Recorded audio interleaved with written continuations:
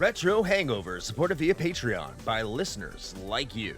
We would especially like to thank patrons Lyle McCarnes, Randall Quiggle, Tony G, Studstill Smash the Milkman, Tom the Superhero, Raging Demon, Mass Keaton, Lucas from Game Over Hell, Ozzy Garcia, JC, Megan Caruso, Lunchbox, aka the Disgruntled Gamer, Rick Firestone, Dave Jackson, Jenny E, Retro Overdrive, Soha, the Emperor, Storm Beagle, Matt, aka Stormageddon, B. Ross and Van Fernal from Super Garbage Day, Keith Gasper, the Retro Vixen, Eric Guess, Nomad from the Retro Wildlands podcast, Ash Events, Alan Bingham, Mike the Ref from Backbreaker Gaming, Ryan, Player One, Low 5 Alex, Alt, Renner Dreaming, Omi, and Makeshift Money.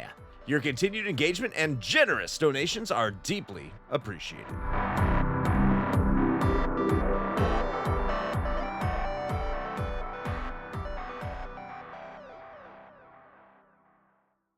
Open your ears and crack some beers. You are listening to the most recent episode of Retro Hangover.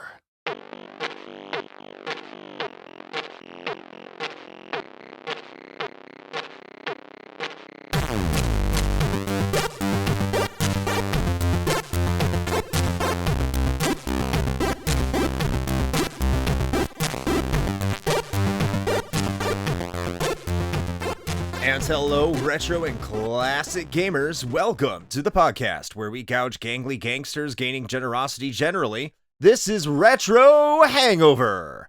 I am your co-host, Chris Copleen, with special guest, TigerChainsaw. And, as always, your host, Shane. Dapper Cap Dick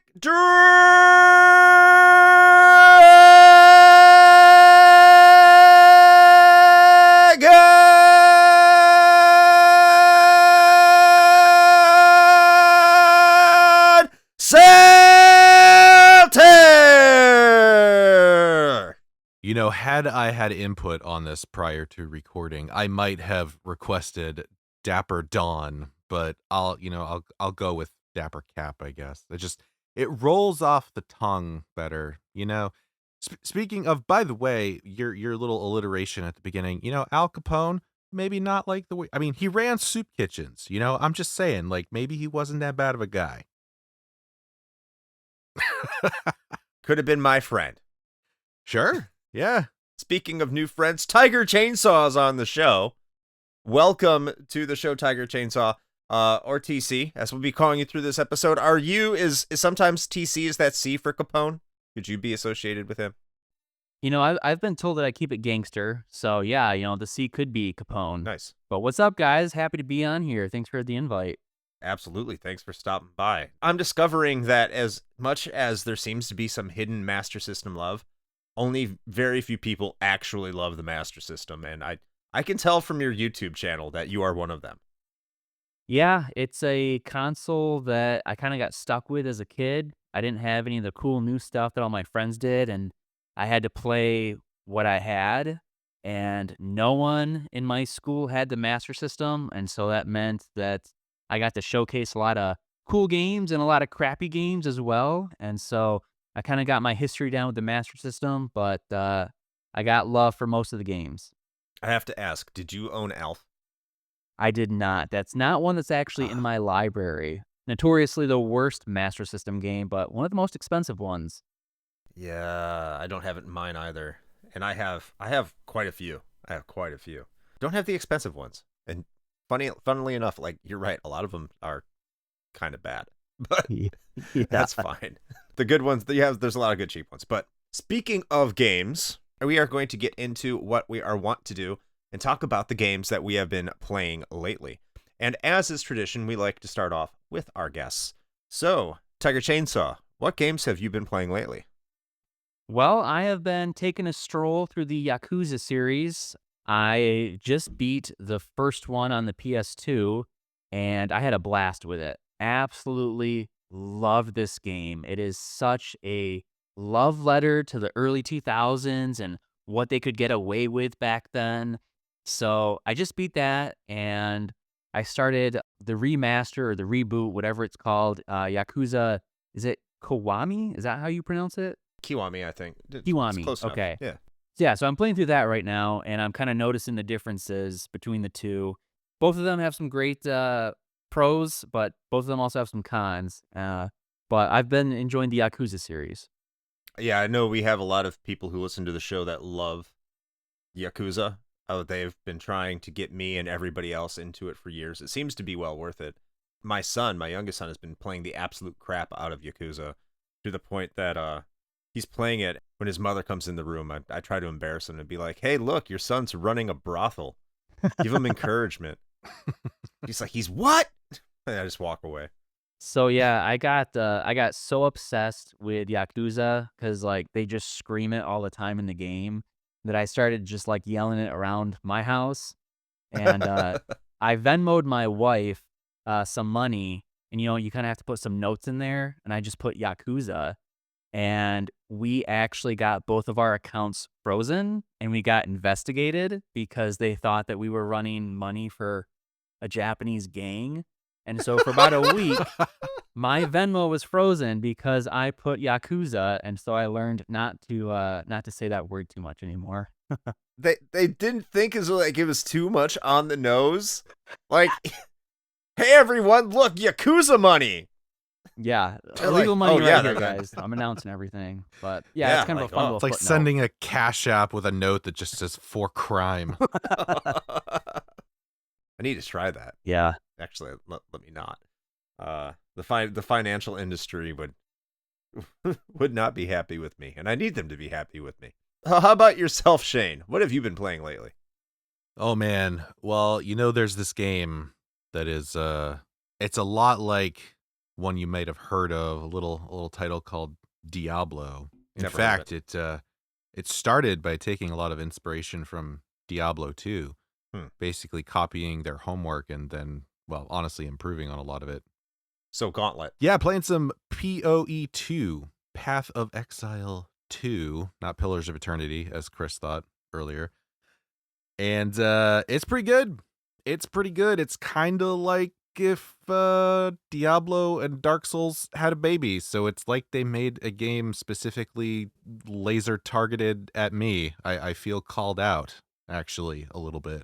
But yeah, I've been enjoying that one. I think so far, I haven't gotten super far into it yet, but from what I've seen, I think they're doing a pretty good job of accomplishing what the Blizzard devs were trying to do initially with D4, which was scaling the combat back to something more akin to Diablo 2, a little slower, a little bit more methodical, and of course that kind of flew out the window pretty soon with D4 when they just realized everybody just wanted the Diablo 3 power fantasy blow up the whole screen thing again, which is fine. I still enjoy it.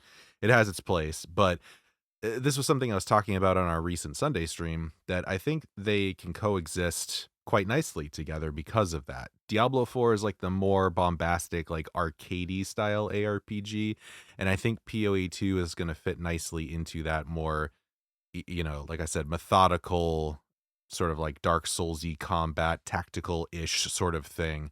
So yeah, I'm having a good time with it. I also, thanks to the continued holiday freebies that are popping out, I just grabbed Redacted on the Epic Store and played a little bit of that today, actually. And I am looking forward to playing some more. It is an isometric roguelike twin stick shooter where you play as a guard in this like sort of future dystopian prison, like a super prison where there's a riot occurring, but like all of the like inmates have been mutated into these sort of like weird, almost zombie-like creatures, and it's pretty cool. It's got a lot of style, and the gameplay is pretty solid. And once you kind of get the hang of like mixing and matching between melee and like ranged attacks and kind of stringing things together, it's pretty satisfying. And of course, it's got the whole roguelike trappings of, sort of like interstitial like upgrades between runs, that are permanent and things like that. But it's pretty neat. It kind of takes that and kind of does its own spin on it. So I'm looking forward to actually putting some more time into that one. I may even throw it up on the stream at some point. Hmm.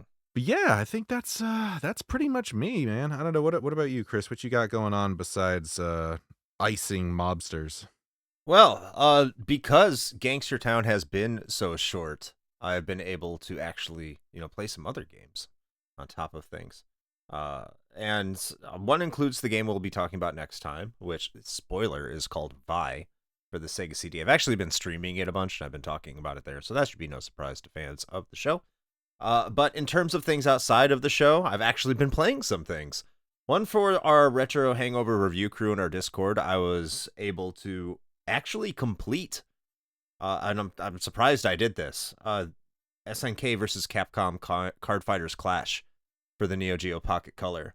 And I beat it on original hardware, while everyone else was rewinding the game in order to maximize their deck. I see you.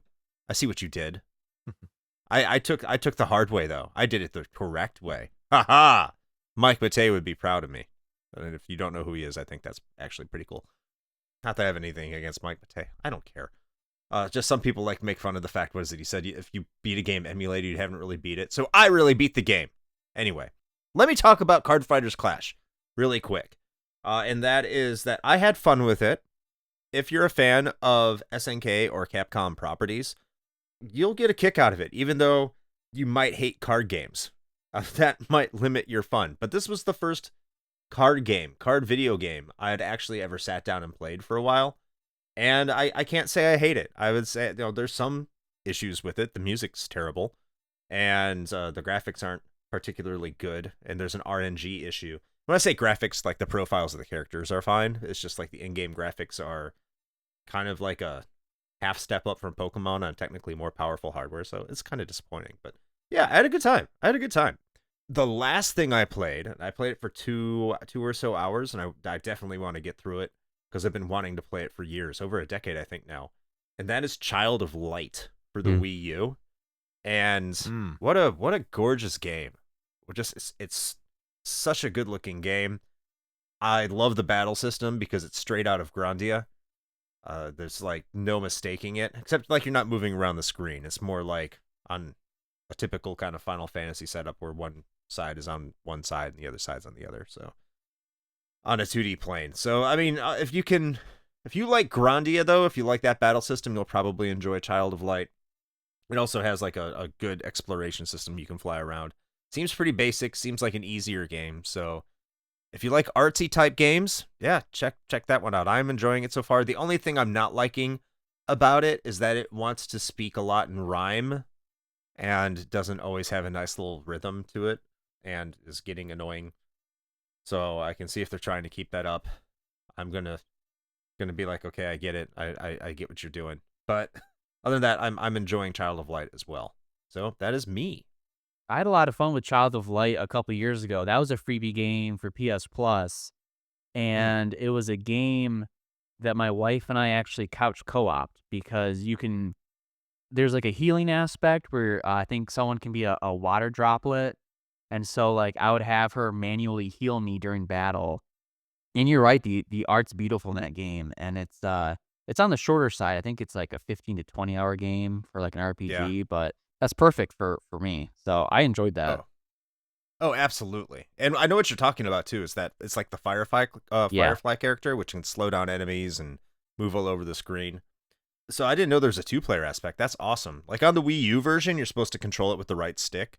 And the other thing you can do is you can take your stylus and you can move it all over the screen with that, which is probably not something you can do in the other versions. I think it was designed for the Wii U originally, when Ubisoft was doing that for them. Yeah, I'm glad to hear it's a 2-player one. Let's see if I can drag my son into it or my wife. We'll see. Probably not. I'm probably all alone still. Such is life. Jane? Chris? Yeah, no, I was just gonna say I remember playing that vaguely. It's been quite a while since I played through it, but I do remember enjoying my time with it. So Yeah, I think you'll enjoy the rest of it. Like pseudo rhymes notwithstanding. But I think it might be time for us to crack open this case and talk a little bit about the the crime that is running rampant in the streets. What do you think, Chris? It's a town of gangsters. It is. It needs to be addressed. That's right. So, Chris, why don't you give the gumshoes at home a little bit of a brief history on Gangster Town?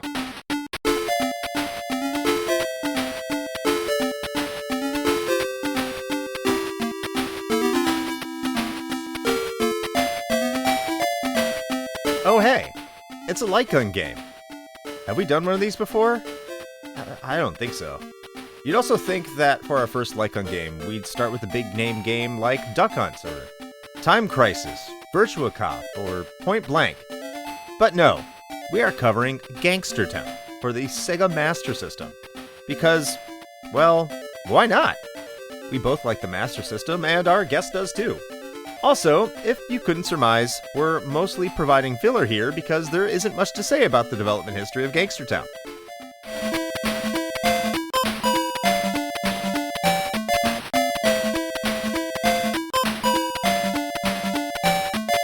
Despite being developed and published by Sega in August of 1987 in North America and Europe, it wasn't released in the arcade originally and is instead a Master System original. It also was never released in Japan, until a version of it was part of a compilation called Shooting Zone in arcades. This game is so obscure that you can't even find credits for it, outside of the name Naomi, which, who knows what that's referencing? The Dreamcast, maybe? Who knows? But yeah, that's it. And that is your brief history of Gangster Town.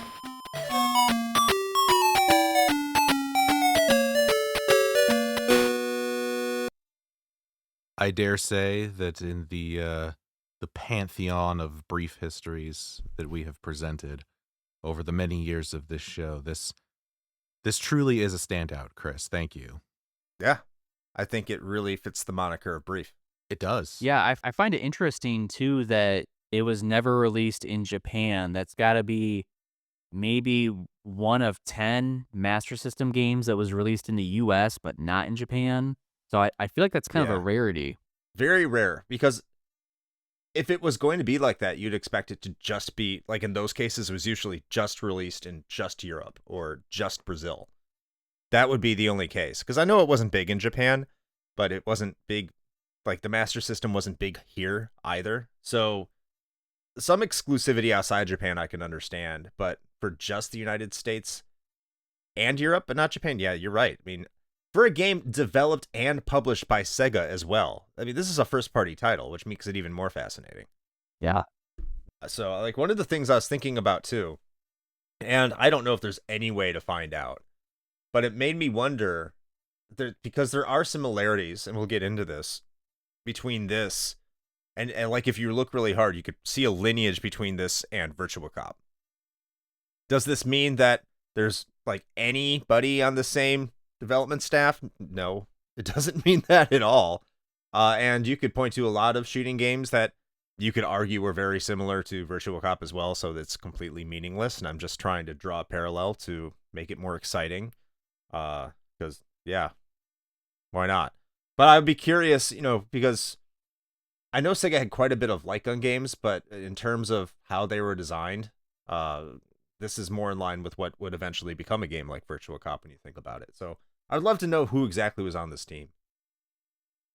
But it's time to move on to our first topic, technically, well, other than history, and that is our own personal experiences with Gangster Town. So, TC, how about you kick this off? And what is your personal experience with Gangster Town? Yeah, well, let me tell an embarrassing story about myself first and the light phaser gun. Mm-hmm. As I mentioned, I had the Master System when I was growing up, but I'm talking real young. And probably when I was like 4 or 5, we had the light phaser, and I ended up chewing through the cord as a kid And so the light phaser gun broke because no cord, it's not going to work. So that was kind of the end of the light phaser phase for me as a kid. And I could not pick it back up until probably 6 years ago. And that's when I really started to collect for the Master System again. And I did pick up Gangster Town, played it. I got drunk one night with a friend, and we did the 2-player mode. Oh, And nice. I thought it was, you know, Master System games, they can be real rough around the edges. The one part that I really struggled on was the final segment where you gotta get to the end, on the ship. That part is very tough for me to beat, and so that is my personal experience with Gangster Town. I briefly fired it up again a couple days ago just to kinda refresh my memory, but other than playing it one weekend with a friend drunk, that's all I got. Oh, wow. So we picked quite the game to bring Yes. you on for. Damn. I'll go next here because I kind of know Shane, and Shane has a little bit more than I do from what I can imagine. So I got my Master System back in 2013, and I don't know if this came with the system or I got it shortly after because I went on a Master System like mass shopping spree. I think I've told this before, but I will say it again. Back in 2013, 2014, no one cared about the Master System. Like 0 people. It was more of a shock to find people who even knew what it was. I remember going into retro game stores after I got my Master System. I was like, "Hey, do you have any Master System games? I'd love to get some more games for it." And they'd be like, "Yeah, it's right over there." And so I'd go over there where they were pointing to, and I'd be like, "Dude, those are Genesis games." And he was like, "Yeah, you said Master System, right?" I'm like, "Yeah, no, not that one. I want the one from Sega's first console." He's like, "Yeah, the Genesis, right?" I'm like, "Oh God, no." But I see. It's like the other one, the one in the white boxes, and they're like, "Oh, we don't know." But I remember you could go on Goodwill and you could buy complete in box. I mean, complete in box with the shopping catalog and everything for the Master System contained within it from Goodwill. Games for $4 a piece, mint condition, beautiful games. Now, my Gangster Town is not in mint condition, by the way. It has some water damage. It's not the most beautiful version of the game, but it is complete in box, which is nice. So I got my Master System about, once again, 10 years ago, and it came with the light phaser, the 3D goggles, everything. It all worked, which was like even better. And like it's the version of the Master System that comes with Missile Defense 3D installed on it, which I guess is somewhat rare. I don't know. I don't know the rarity of each Master System version. There's quite a few. But I remember either getting Gangster Town right at the beginning or shortly after and playing for a bit. I was like, "Oh wow, the light phaser for the Master System is like way better than anything the NES ever provided." As iconic as Duck Hunt is, that zapper, like you pull the trigger and it just sounds like a giant spring is going off. Ka-kong! I think anyone who had an NES knows exactly what I'm talking about. Light phaser doesn't have that. So I remember having quite a bit of fun with Gangster Town back then, and a lot of the other light phaser games that came with the system. Surprisingly accurate, and surprisingly quick. I think anyone who has a CRT should at least give. I'm not going to give my thoughts about Gangster Town here, but specifically, but anyone who does have a CRD and a Master System should at least try the capabilities of the light phaser out because it's special. But that's really my experience with Gangster Town. Is that it's a game I came across on the Master System and was impressed by it, and it's stuck with me long enough that when Shane suggested it for this episode, I'm like, hell yeah, let's do it. So that leads us over to Shane. Shane, what is your personal history with this? Oh, well, let me take you back many, many years. I don't know exactly because I'm almost 40 now, and I forget what I had for lunch yesterday. But I do recall that I had this as a child. I've brought this up on the show before a number of times, I think, by now, that I, a lot like TC, actually, had a Master System as my first console when no one else had one or knew what that even was. Unlike TC, though, I apparently was a much more insular child in that I did not have people over to show it off. I just sat in our wood-paneled living room and played it my damn self. So it was just kind of my own thing, I guess. But this was one of the games that I had for it. I have no idea how we got a Master System. I don't know who brought it to us. We didn't. It was not bought like new. It just kind of like showed up. I don't even know how we got it, but we had this along with a few others, like the officially licensed Rocky boxing game, which spoilers is not great, and a few other ones. But this one stood out to me because I always really enjoyed playing it, even though I never beat it. It's a super short game, but I never actually beat it as a child. And so I remember playing it quite a bit, and then I hadn't looked at it in like 30 years, and then yeah, we were looking for something to put in a time slot for this year, and I was like, you know what? Let's do some Gangster Town. We need to talk about that. Yes. And then that was when I saw it again. Actually, at the time of this recording is when Chris popped over to the house with his Master System and light zapper in tow, and I was like, oh man, I have not seen this ancient beast in many a year, and it was much nostalgia was to be had. And you know what, Chris can back me up on this, or he might just throw me under the bus, but I am going to consider myself as having beaten Gangster Town, because if I had read the instruction manual, I would have beaten it, but I didn't know about a certain thing, and so I got real frustrated on the last level. We'll talk about that in a little bit. But for all intents and purposes, I feel like I beat it. So I feel accomplished, that I have closed the loop. We have come full circle, closed that chapter of my life now. Gangster Town is effectively complete after 30 some odd years. So, you know, I feel pretty good about it. I've brought justice. The city is now safe. It is safe. It is. It is. Well, not because of Shane. Shane died. Wow. I died in the line of duty. Yeah, you fought valiantly. You sure killed a lot of did. gangsters, but you did not save the day. I did. Don't worry, unnecessarily, as it turns out. I came behind him and then cleaned up all the gangsters and made sure to actually beat the game. And then I think I caught epilepsy somehow. I don't know. It's very weird. See, they got me. They got me. That's what I get for telling the truth. But let's get into the plot. Amazingly, this game has a plot. It exists, I guess is the best way to put it. So I'm going to read it exactly. You're kicking that one off real strong. Yes. And then we can get into what we think of it. I don't think we're going to spend a lot of time here. So let me go into the manual and talk about what the plot of Gangster Town is, according to Sega. And it starts off with the title, not the story. It's called The Confrontation. Bum, bum, bum. You have your assignment, and it's going to take a lot of guts. Clean up a city tormented by gangsters, and save your own neck at the same time. Your objective is to take on Big Boss. Wait, Metal Gear? No. But he's at the end of several scenarios designed to keep you away from reaching him. These scenarios are filled with gun-crazy gangsters, but you're armed with the accuracy of the light phaser to aggressively attack those thugs with your machine gun. Machine gun? And if you're... I feel like that would have made things a lot easier. It would have made things... Well, it would have killed your accuracy score.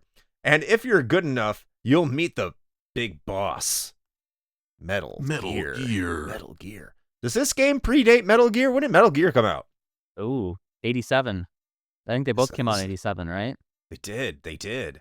And then you also have the shared universe. You have the hidden credits of Naomi. Isn't she in Metal Gear? Oh! She. Oh my god, it's all coming together. This is a Metal Gear game. Maybe Yeah. Kojima made this. That'd be so wild. Big boss, and that's after you defeat him, he goes to Zanzibar to make Metal Gear. Oh wow. Now it all makes sense. Everything makes sense. This is why you start out as a FBI agent and then eventually become a mercenary without borders as part of the military, the war economy. You're Metal Gear gangster. You're just it. Because you can take a lot of hits, you don't die. This is going nowhere. Sure. Anyway, because of this plot, do either of you have anything you want to emphasize on the story of Big Boss and Naomi as you try to take down Foxhound, apparently. The gangster version. I don't know if there's anything more that I can add, but it does take place in the 1920s. I think it says that because I read the back of the box, and it doesn't. It just says an American city that's rampant with crime. So, like you guys kind of said, it would have been nice to have a machine gun because they mention it a few Oh, yeah. times, but yet you are shown with a pistol, and the light phaser definitely acts like a pistol. So I don't know. There's some other stuff that I'll go into detail about with the gameplay that I got a little confused on, but as far as the plot goes, I don't really think there's too much to add to this. No. Okay. Well, I have some things I want to talk about. Oh.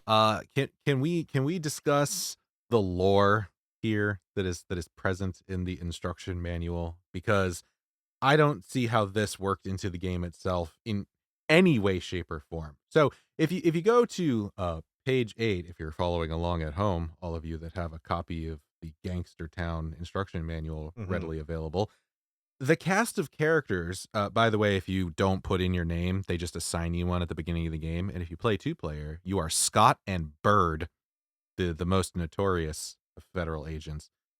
Bird? But the Bird! gangsters, yeah, player 2 is Bird. So birds Yeah. are FBI. Birds are part of the government. They are drones. Confirmed. Yeah, confirmed. Exactly. Oh my god. As I said, you've never seen a baby pigeon. This is a But Kojima anyway. game. So the gangsters, they're all like, oh, you better watch out for these guys. Lucky Linguini, Yep. the ace of volleying shots. Okay. Dollface, whose deadly charm turns innocent citizens into victims. What the fuck does that mean? And there's Nick the Nightmare, who's made every local nightclub a crime lover's delight. And then the mini boss that you fight, apparently, who I'm like just gonna assume is wearing a vest, because I don't know how he'd come back like 2 or 3 times in the game. Ferret Face. His name is Ferret Face because he that's what he looks like. According to this, he has a face like a ferret, and his looks give him a bad disposition, and that's why he's bad. Where do we see any of this We don't. in the game ever? That is exactly what I wanted to bring up, was those 3 characters in the manual are nowhere to be seen in this game, and I don't know where they are. I don't know if they're sleeping with the fishes or what, but they're not in the game. No. I mean, there's one boss. There's 2 boss characters because all the bosses look the same except for the final one because he has 2 guns as opposed to 1. So big. Well, that's Big Boss. That's Big Boss. He's like Metal Gear and Mecha combined. I don't know if we can say that or else we're going to get demonetized. So Mecha bad guy from World War II. What monetization I don't are know. you talking about? That's funny that you mention Mecha, you know what, because that is exactly who I thought he looked like when he popped on the screen. This is now a Wolfenstein game too. Yeah. We're connecting all the lore. Might as well. But yeah, I mean, all the gangsters look the same. Like, who's Lucky Linguini and Dollface and Nick the Nightmare? There's one generic template. I guess they're just adding flavor. Like, I have no idea. I mean, at least they tried. So the only thing that I can think of is that this is probably not true, but I don't know if the European version has those characters in it, because the only thing that I can think of is that Captain Silver on the Master System is so different for the US compared to the European version, but yet the manuals are the same. And so in the manual, they're talking about these bosses for Captain Silver that we don't get in the US version, but they get in the European version. So I would have to check to see if maybe those characters are somehow in the European version. That is the only thing I can think of. Other than that, they're just lying to us. They're not in it. It's the same. Like, it's the same across all 2 regions. Yeah. Then they're liars. And it's not a mistranslation. No, I mean, it's very specific. I mean, at the very least, Lulu is there. Like, they describe the woman that, shows up that you have to try to Not save shoot. from, I guess, being kidnapped. I don't know. But that's pretty much it. Yeah, I don't know. I feel like we missed out on something. Like, I want to know who Lucky Linguini is.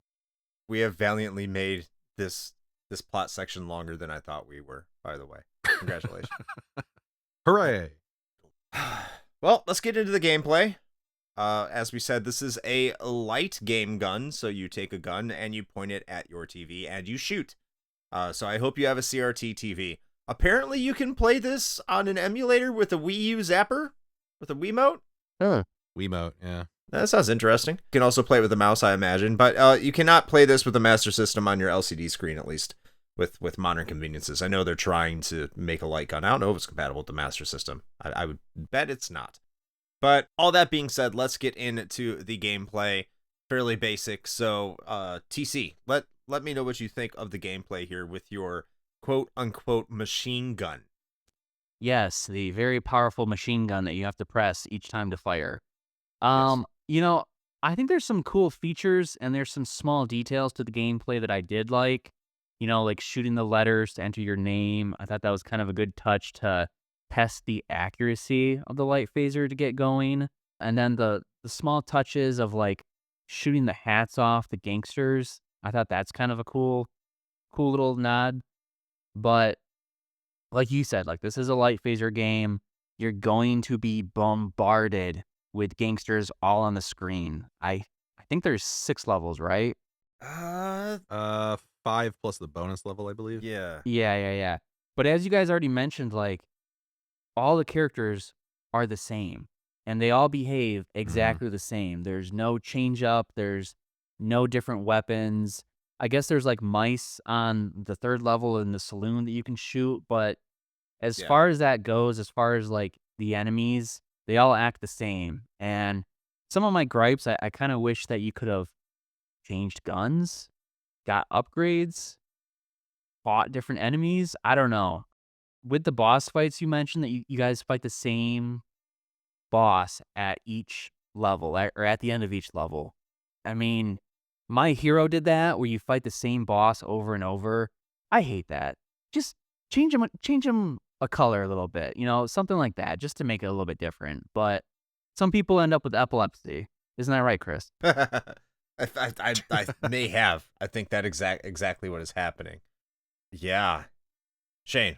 Yeah, I think one thing that kind of crossed my mind, and I don't know if this was just like a technical limitation as far as like space constraints are concerned, because that was definitely a consideration back in these days. But the very first level, you've got that biplane that sort of like drops those bombs that you have to shoot, and that is like the only time you get anything like that. And I kind of wish that there was more of that. Like in regards to like switching up the gameplay specifically around bosses, I think it would have been cool. Like, okay, let's take the saloon for example. Right off the cuff, the first thing I thought of as like, what if the boss, instead of shooting at you, threw Molotov cocktails? That'd be fun. cool. Yeah. It would be thematic. You're in a saloon. It makes sense. Like it's obviously doable because they did the bombs in the first level. So I'm not sure like why there wasn't a little bit more variation there. I do wish that there was. But apart from that, I mean, generally it's a fun game. Like we enjoyed our time with it. It is very short.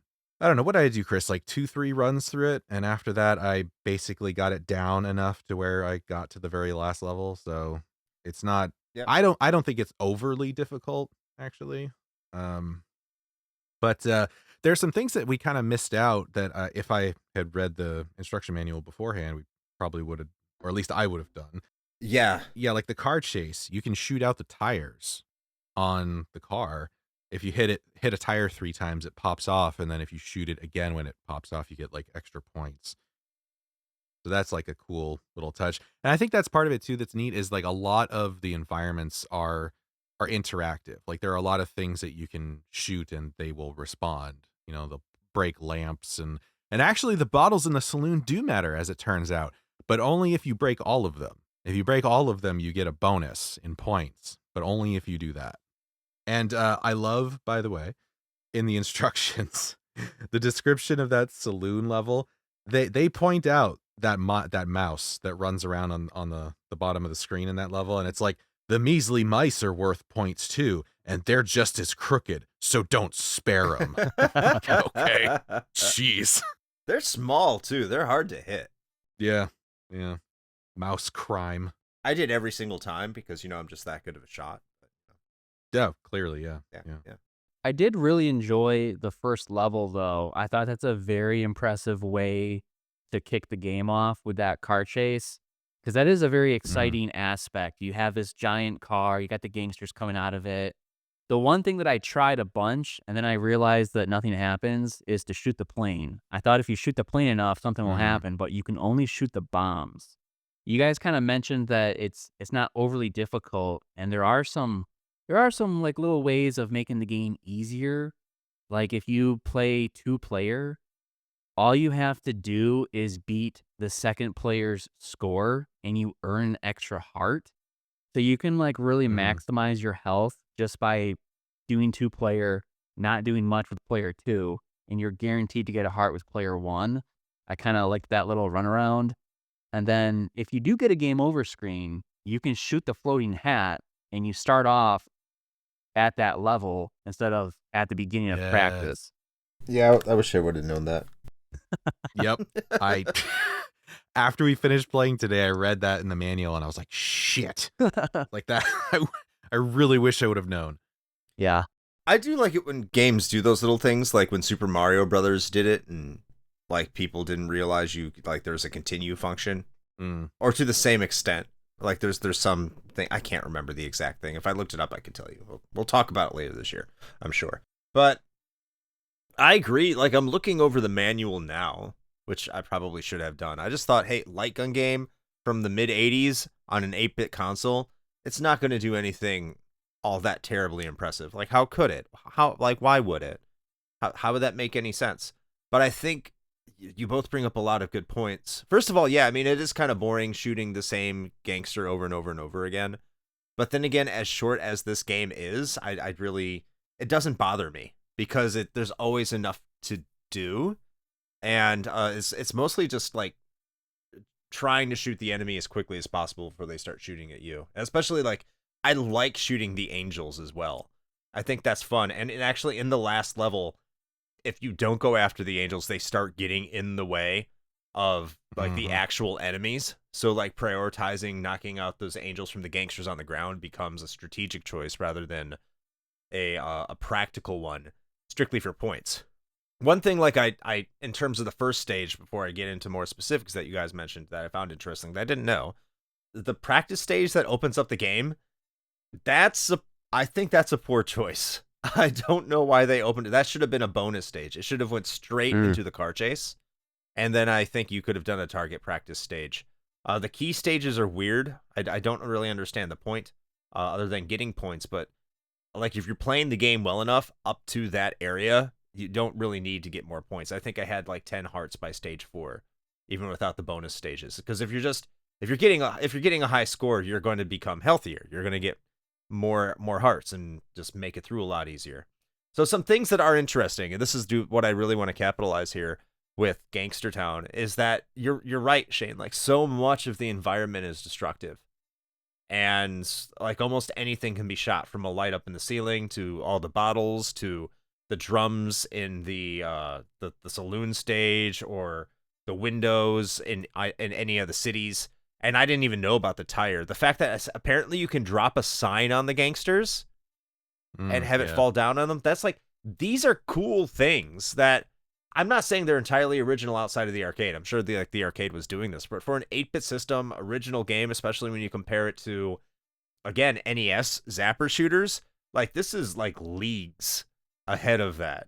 It's not terribly special when you start getting into like games that are released a year or two later, but like it still impresses me, all the things you can do. The fact like when you shoot that gangster and the hat comes off and it almost counts as a hit and it causes him to pause and he gives you a little bit of reprieve to shoot someone else while he resets. I think that's cool. There's just so much going on here that I can definitely appreciate what they're trying to do. I don't ever remember like being bored. I think that's another important aspect, especially at the later levels where you're constantly have to shoot and constantly looking around the screen in order to find the next target. I think that pacing that they have as the game continues on, and the difficulty curve, I think is very natural. And yeah, it can get very difficult in the harbor. I mean, we did die a couple times. I mean, we got past it, but then like you can do the whole entire high score thing. You can start looking at the environments. Now, the one thing I don't like is how like if you do shoot things that aren't gangsters, like it counts against your accuracy score. That kind of sucks, because if you're deliberately shooting windows, I didn't miss. Don't tell me I missed. Don't give me that. I knew what I was shooting. Don't lower my score. You suck. I can't really complain. I think the light phaser is incredibly accurate. I think it's spot on. Well, most of the time, because I felt like sometimes it would kind of veer off. Because, light guns, they're not always accurate. They're not like the gun con. They don't have that plug in the back. But compared to what you're probably used to for an 8-bit shooter, light gun shooter, it's great. I think it's very precise. As much as you're shooting on the screen, I did appreciate and notice that there's no reload or like ammo limit, and you're just Yes. like, that makes the game a lot more enjoyable because there's so much action on the screen. You just have to make sure that your finger has the energy to keep plugging away. That's maybe why it's machine gun, because you never have to reload machine guns. There you go, Machine yeah. guns they're known for having unlimited ammo. Shane? Yeah, I think just to touch on a couple of those things regarding like the environmental stuff and everything. Once because it's such a short game, like if you really get into it, then like Chris mentioned, eventually you may want to just try shooting, no pun intended, for a high score. And it's interesting because it lists it all out in the manual. And that thing that I mentioned on the saloon level of breaking all the bottles in the background, if you do manage to break all of them, that is worth 10,000 points, which is equivalent to defeating the final boss of the game. I just want to point that out. And also, we were unsure about the little medallions that pop up, like sometimes if you shoot the environment, what they do. Turns out it heals you completely. So that's good to know. I think the last thing that I kind of want to mention, and it's a little bit more of just an extension of what I was talking about a little bit earlier, the more that I think about it, I feel like Gangster Town is one of those games, and we've talked about ones like this before, where it's sort of like blows its proverbial load like right off the get, in that the first level is really awesome, and then the rest are literally just the same. Like, you have this cool car chase, like TC was saying, right? And you've got these gangsters that are popping out the windows. You've got a plane dropping bombs. Like, it's very kinetic. It's very action oriented. And then the other 4 levels are all the same slow side scrolling with almost no variation, like at all, which is weird because I think that there were some opportunities to really do some other cool stuff. And again, I don't know if this was a limitation of hardware or perhaps just time, but I do kind of wish that there was something else here. Like, wouldn't it have been much cooler if the last level, instead of just slowly scrolling across the dock with some boats in the background, if they kind of sort of called back to that first level a little bit and you had like a boat chase with like the boss character, right? And like, I think that'd be cool. Yeah, that'd be having really like cool. other like little boats coming in with the other gangsters, and you gotta like, pop them off and then focus on the boss on like a speedboat or some shit. Like, I just think that'd be cool. I mean, they have speedboats in the 1920s. I don't fucking know. But anyway, actually, wait, I've watched Indiana Jones. Yes, they did. So anyway, I just think that'd be cool. I feel like there were some opportunities. Maybe some enterprising individual will make a fan remake of Gangster Town and make some cool stuff. Who knows? I can dream. There's just one more thing that I wanted to touch on that I think is cool about the gameplay, or maybe this is like kind of the graphics aspect of it. But in the saloon, there is actually a beer poster, and it says beer. And I feel like that's something that Nintendo never would have had on their systems, where like it's an actual alcoholic advertisement. I just thought that was cool that they actually say beer. That's true. I didn't even think about that. It would have been milk. Yeah. I think, well, it's possible if you consider what Go-Go 13 was doing when you had him smoking cigarettes and having sex Yeah. in an NES cartridge. Whoops. It depends, like, what time and how much attention Nintendo's paying, apparently. But Yeah. if it was Nintendo themselves, definitely not. Because, yeah, this is a Sega, full-on Sega game. So, I mean, yeah, if Nintendo developed and published it, no, you would not see the beer. But I'm glad that you're right. I'm glad Sega did it because Sega does what Nintendo don't. Which is drink beer, apparently. All right, let's move on to the graphics of this game, the visual presentation, so to speak. I'll kick this one off and I'll say they're good, man. I mean, not a lot of character sprites. Lulu looks not good. It's just a woman walking across the screen. I'm not going to say they're mind-blowing or anything, but I would say, like, again, it's those little attention to details that happen when you shoot the environment that you get that I can appreciate. Watching a gangster's hat fly off when you shoot it and see the gangster react, stop, have to put the hat back on, and then get back to shooting you. Those things are cool. I mean, it's not the most detailed game even for the Master System, but it's not a bad looking one. I can appreciate it overall. The character profile sprites, your character profile sprites in between levels, does not look good either. Fortunately, you don't see him a lot. So I would say, yeah, it's about I would say an average, maybe. Yeah, I'll say an average looking Master System game if I'm going to evaluate it against the rest of the system. But it doesn't look bad today. It still has that Master System charm to it. How about yourself, TC? Yeah, I'm right there with you. I didn't mind how Lulu looked. She reminded me a lot of the blonde in Laser Ghost that is also on the Master System as she kind of strolls across the screen. But you're right, like the in-between rounds where the FBI agent is showing off his pistol and it doesn't look the greatest. I think, as we kind of discussed previously, the best part of this game is the car chase. Like the car chase looks impressive. You see all of that stuff on screen. Mm-hmm. Those are some big sprites. You got the car, you got the plane, you got the tires that you can shoot out. That's impressive, but the rest of the game, pretty average, pretty par. So it is what it is. I think Master System games are always colorful, and I can appreciate the nightclub level with the red curtains and the drum set. I think the color palette is nice in this game. But as far as the graphics go, it's pretty average. But I did want to mention the cover art because Master System cover art is, so infamous for being terrible.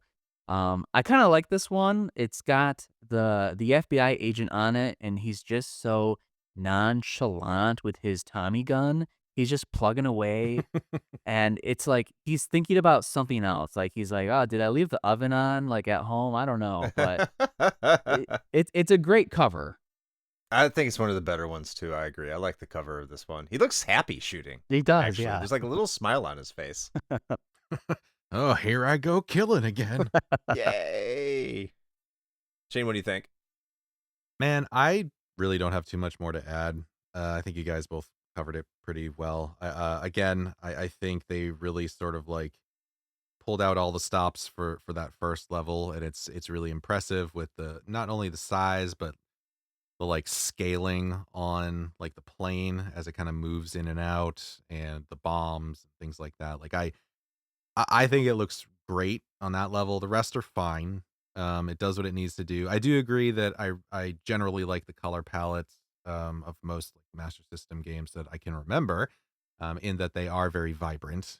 Um, so instead of just reiterating everything that you just said, I am going to bring up one thing that I forgot to mention real quick in the gameplay section, which was I 100% disagree with how they handle health.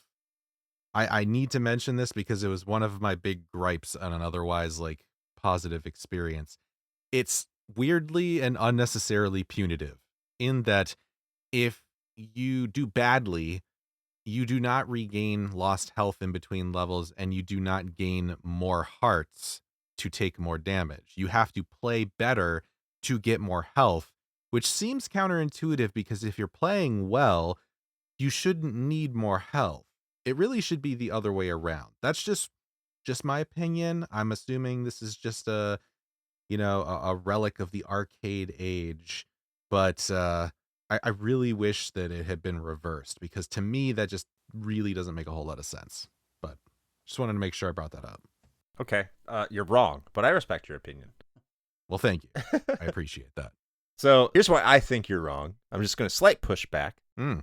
This is just that's arcade style playing. We were having this discussion while we were playing this game because he didn't like it. But it's one of those things like it's a counterintuitive thing that has existed in arcades for a long time. It's existed in video games that sometimes in order to get the item that makes everything easy, you have to become an expert at the game. Just it's always there in games. Like, how'd you get this really awesome item that makes the game on easy mode? Oh, I did I got really good at it. It's like, well, I could really use it. I'm not good at it. Well, you have to get good at it. Then you can get the easy mode item. Yeah, just dodge a lightning bolt like a few hundred times. No, fuck that. I've never done that. I never will. But when it comes to health in this game, it's one of those, you're not going to be able to get to the final boss. Like, the premise is you're not going to be able to get to the final boss unless you get good at the game. That's kind of gating you from getting up there. Or you could challenge yourself and not pass any of the challenges and not level up and make it to the final boss with like the lowest level. That could be an idea. That would be excruciatingly difficult. But some people would say that's fun. But this goes back, like, this is always an arcade foundation that I know that you don't agree with, but like the more points you get, the more lives you get. The more lives you get, or the more time you play the game, the more continues you get. But there's like, how many games do you get more continues just for being better at it as well? I mean, it happens a lot. And I kind of understand why they do it, because they want you to get good at the game before allowing you more opportunities to do so. And remember, didn't you know that you could just shoot off the hat and continue from wherever? You knew that, right? Yeah. Yeah. Mm-hmm. Of course. What's your take on this health position, TC? Settle the debate. Well, I feel like you really need to read the manual if you're going to beat this game with like the health system. I do like the medallion and how it does heal you, so I did kind of seek that out during levels. I do like doesn't it take 4 hits for one of your hearts to disappear? Does that sound right? Yeah. It's like 3 or 4, yeah. So I'll actually discuss that in the sound. I have no idea. it's kind of generous with the hit system, I should say, as opposed to like the bosses where it takes them like 3 to 5 hits to go down. So I feel like in a way they're generous with the health, but in a way I see Shane's point of, well, you're already so good. Why do you need more health? You know, so I can go either way on this. As long as you read the manual and understand the health system and how to earn more hearts, I think that's given the player a heads up that's fair. Yeah. See, I agree. You're wrong, Shane. Well, you know what? I'm okay with being wrong. I'm not wrong. It's the children who are wrong. All right. Well, we dip back into gameplay momentarily, but now we're going to be moving on to the sound. I'm not sure how much we're going to talk about here, but maybe I could be surprised. We'll kick this off with Shane starting. What do you think about the audio presentation?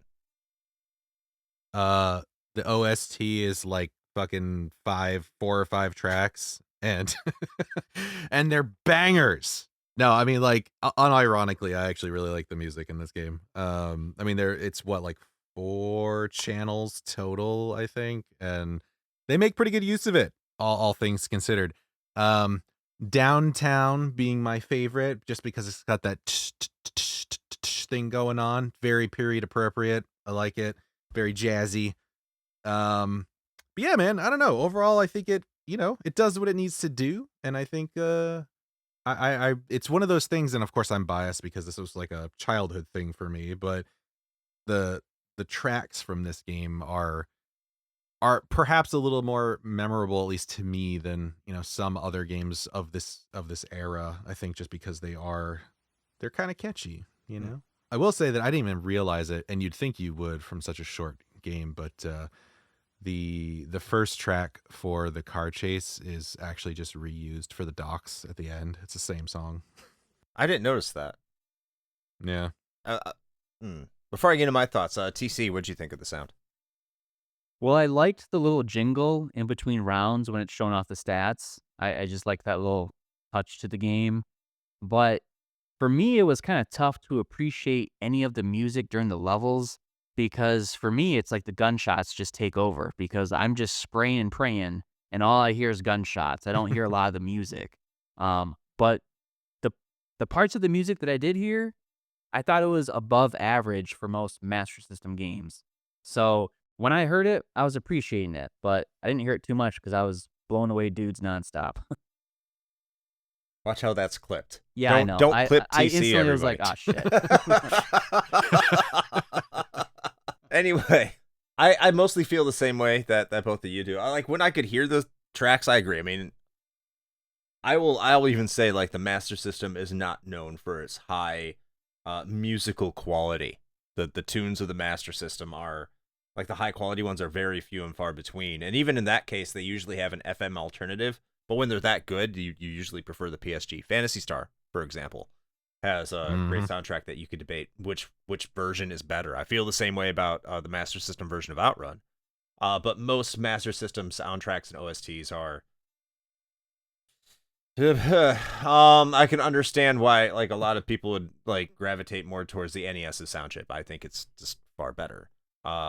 Definitely do understand that. But like this didn't get in the way. It wasn't intrusive, and when I did hear it, it was a nice little breezy bop. Not very memorable because I can't remember any of the tunes. But I will say like it's for a Master System game it is decent. Now as for the sound design itself, it's 8-bit. I think that's the best way I could put it. I don't really expect anything more or anything less. The one issue I had is that when they are shooting at you, it's not entirely evident. I feel like your gunfire takes over their gunfire a lot, which can make it difficult to understand that you're taking damage, especially the way that this game like administers damage to you, the player, because you can have 4 or 5 gangsters shooting you at once. Mm-hmm. And not getting those audio cues that you're about to be shot or you're being shot, which I didn't find myself doing quite a bit, was kind of off-putting to me. It's like, am I getting shot or am I not getting shot? So, like, what I would occasionally have to do to even know where my health is was glance up and be like, oh, wow, I've gotten shot quite a bit this level. I didn't even know. I wasn't noticing.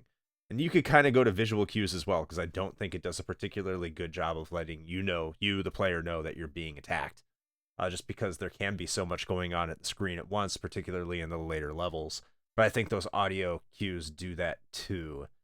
So I will take that away from it. I also wish there was a sound for shooting the mouse. I wish it would squeak or something, but it doesn't. That'd been cool. It would have been really cool. I would have squeak. And then, yes, die, mouse, die. They have to put in that they're evil because, of course, you don't want to shoot the cute little mouse. You can't shoot the mouse ghost, by the way. You cannot shoot it. It gets to go to heaven, regardless. Stupid mouse. I guess it wasn't as corrupt. Speaking of like shooting the angels, though, I always thought it was kind of like moral gray ground when you shoot the angels. It's like, are you damning them to hell or like what's going on by shooting the angels? That's the same thing I said when we were playing earlier. You're just like, we are the judge, jury, and executioner. We deem you unfit. Like, yeah, it's if you think about it too much, it's a little weird. Although Chris, you do bring up a good point, because I felt the same way about the sort of like lack of cues regarding like damage taken and when gangsters are actually shooting you, and I think it is a combination of the graphics and the sound presentation, in that you don't really hear them shooting you because there's so much else going on. And even though there are muzzle flare animations when they shoot, they're not as obvious as you would like them to be. So they'll pop up and already be holding their Tommy gun pointed at you.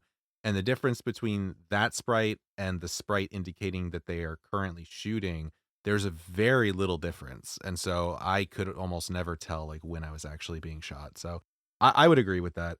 Also, just to circle back real quick to the I generously call it the OST. There's actually 3. There's 3 songs, because even though there's 5 levels, the car chase and harbor share the same track. The downtown gets its own, which may be why it's my favorite. And then the saloon and the nightclub also share the same track. So there you have it. Outstanding. Good to know. So I guess this concludes the main portion of our episode, but now it's time to move on to our patron pontifications. All 1.5 of them. But if you want to contribute a patron pontification, and we can have more, I know that Maybe Gangster Town wasn't the most popular titles. I don't know why. I thought everyone had played it. But if you are wanting to put into our future episodes, just head on over to our Discord, which is free for everybody. You don't have to be a patron, but in order to provide your pontifications, you do, which is a section called Patron Pontifications. And we tell everybody what game is coming up when the deadline is. So, yeah, let us know your thoughts. And I do plan on starting to put them over to Patreon to see if we get any different reactions and see how that goes. But first, we're going to start out with Lucas from Game Over Hell. Go check out Game Over Hell on YouTube. Great content creator there.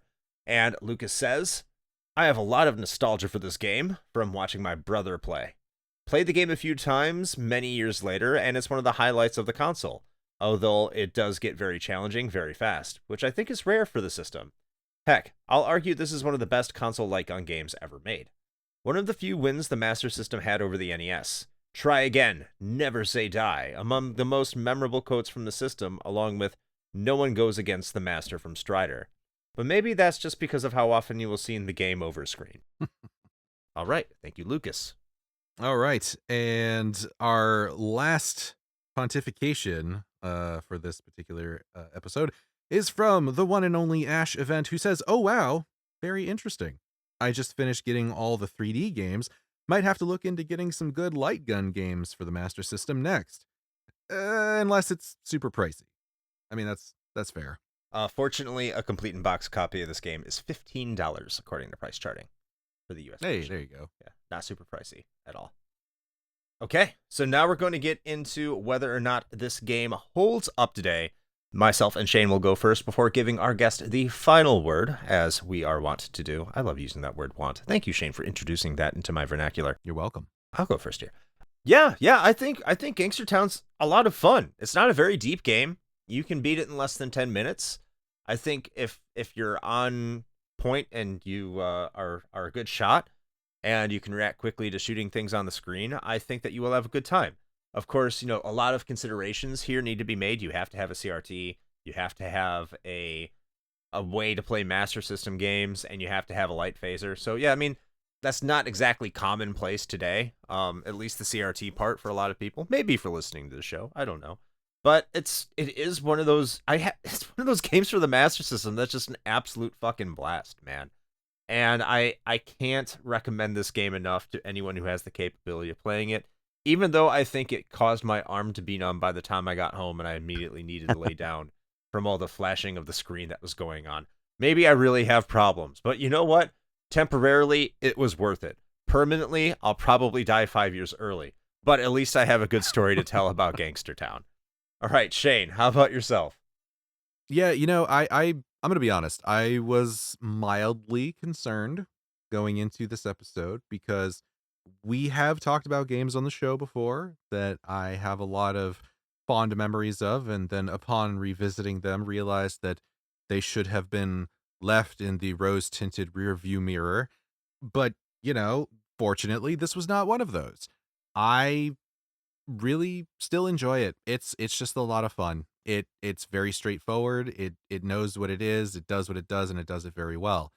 It comes along with that caveat, as Chris said, that there is a little bit of legwork that you got to do in order to play it, and that's whether you play on original hardware or not. Because even if you want to emulate this game to really get a decent experience in it, you are gonna have to do some funky workaround, where you actually can set up a Wiimote with a sensor hooked through like USB to a computer and make that work as the light phaser. So that is possible, but that's like if you really want to play this game that badly and you don't want to spend like the $15 on it, don't own a Master System, which is probably most people.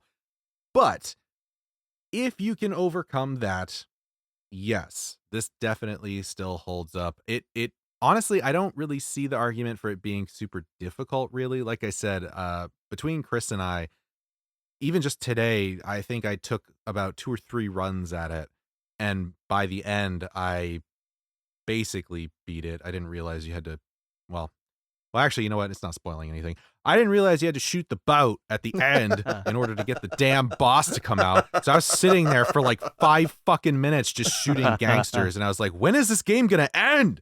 But I accidentally shoot it. Yeah, and then you accidentally shoot it and you're like, oh, I won. I'm like, fuck you. Anyway, so that all being said, yes, I would say that this definitely still holds up if you have the means to play it. Now, to be fair, Shane, I know that I don't know your history with shooting weapons. Remember, I am trained in the military. I've had a little bit of experience with guns. I'm not saying I'm the best shot. I've just been trained a lot with guns. And in light gun games, you're better than I am. I would say you're an above average light gun player, and I would say that I probably am as well. So when we're saying it's not difficult, like if you don't play a lot of light gun games, this might be a little bit more difficult to those kind of players. So I suppose that's true. Yeah, maybe this is maybe this is another Contra 3 scenario. Who knows? I wouldn't go that far. Maybe possible. I just know that I think we're just slightly above average. If I could be so modest. All right, TC, bring us home and let us know whether or not you think this game holds up today. So I think the Master System library consists of 273 games between Europe and North America. I would say Gangster Town is probably in the top 100 best games, but not much further. I'd put it in like the 90s range. But with that being said, I think if you want to experience a light phaser game, this is one of the top 3 choices. It is a short game, like you guys have mentioned, but it is a burst of fun. And that first level after the practice round is, the cream of the crop for this game. And it's something that you can show your friends, hey, this is like the power of the Master System. This is really cool on this level. Look at how good it looks. And then after that, you're kind of like, yep, and then here's the rest of the game. But I think if you want to showcase what the light phaser can do, I think it's a pretty accurate accessory. I think that Gangster Town is one of the top light phaser games in the library. And for me, it still holds up today if you just want to have a quick burst of fun with some friends on the couch. And to me, that's always priceless. But to hear that it's a $15 game, that makes it even better. So yeah, I'd say it's worth it today. Awesome. And thank you so much for being on the show today. I've been looking forward to having you as a guest for a long time. Ever since I saw your Master System top 10 or top Master System games. I don't know if it was 10 or not, but I can't remember that far back. But I know you had your list of Master System games with Corey. I was like, yeah, I like this. I like this guy's way of producing content. And like I've been looking forward to you being on here for a long time. So thank you for stopping by. I really do appreciate it. Well, I really appreciate the invite. You guys are 2 rad dudes. You obviously know your stuff. I love talking about the Master System. I think on my channel, I have done 53 videos based on the Master System, and I get really far ahead in my content. I'm already scheduled through July of next year with 2 videos a week, and I think there's like 18 Master System categories that I got going on there. So you guys love Master System, check out my channel, TigerChainsaw. It's fun to do all the retro discussions, and this has been a blast. So thank you both for having me. Awesome. Thank you. Absolutely. And normally we'd ask you to plug your content. It sounds like you kind of did. I'll give you another opportunity because normally this is where we'd ask. So are there any other sites other than YouTube channel or I'm any other place I'm you on want people to find you on the OnlyFans, internet? Tiger Chainsaw 69. You can check me Sweet. out there. No, Awesome. no, that's pretty much it. YouTube is really what I focus on with my social media. I am on Instagram. I am on X. You can just find me at Tiger Chainsaw. And I feel like I'm pretty friendly and pretty easy to talk to, whether it's modern games or retro games. I'm always down to strike up a good conversation. So come say hey. Sweet. Awesome. Thanks again. Well, Shane, it's time for us to plug ourselves. Well, I mean, TC does that on OnlyFans, as it turns out. If you want to see the light gun phaser used in new and creative ways, that's where to go. But that's a nice, as far as nice trigger pull. Don't blow your load. Yeah. But as far as we are concerned, yes, if you are listening to this, then you've made it through the episode. We hope you enjoyed your time here. And if this is your first stop with us here at RHP, then welcome. Hi, we're glad that you decided to give us a try. And boy, let me tell you, we have so much other things for you to consume. The content, it is endless. It is a burgeoning beast, ever ravenous. we are slowly but surely closing in on our 10-year anniversary, which means we have so much stuff for you to listen to. So please, if you liked this episode, go back and check out the backlog. There's a lot there to like, and you can find that as well as all of our other fun goodies, whether that be the Patreon or perhaps the merch store if you wish to support the show in that fashion. With the Patreon, for as little as $1 a month, you get access to even more bonus audio content, if you can believe that. We are nothing if not content machines. Mostly Chris on the Patreon front, but hopefully I'm going to be changing that pretty soon. Keaton, do not audit me on that one.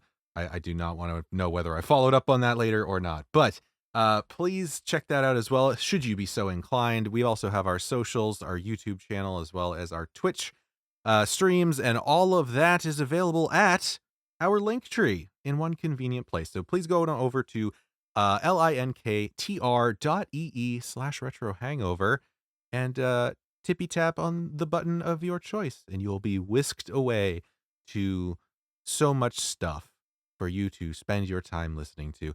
Chris, would you like to add anything before we blast our way out of here? Just that we stream 9 p.m. Eastern time on YouTube and Twitch. So go to the Linktree links and see us there. I haven't said anything nasty lately. I think I'm going to refrain from saying very diabolical stuff. We already covered OnlyFans, and when you really think about it, the butthole is the bullet hole of the body. It has all the the kind of makings of an exit wound. This kind of is when you think about it. So share your thoughts on our stream. This wasn't my idea, by the way. This is all your ideas, because you are beautiful, empowered people that have the creative insight to think about whether or not a butthole is an exit wound. Over on Twitch at 9 p.m. as well as YouTube. See you there. Video games. Shane? I never know how to follow any of that up, so I won't, and I will simply say that until next time. Play with your I'm going to shoot Lulu in the face. Wink. Joysticks.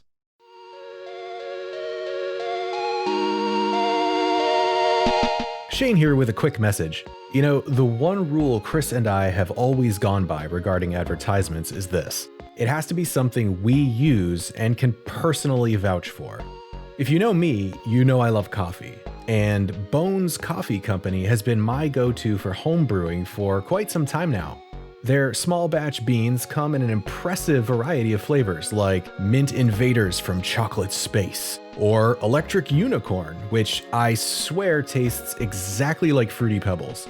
And the best part? No added sugar or calories involved, just natural flavors infused right into the beans themselves.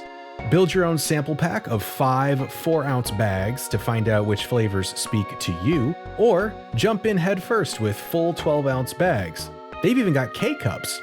Step up your homebrew game with Bones Coffee by visiting bit.ly/RHPBones.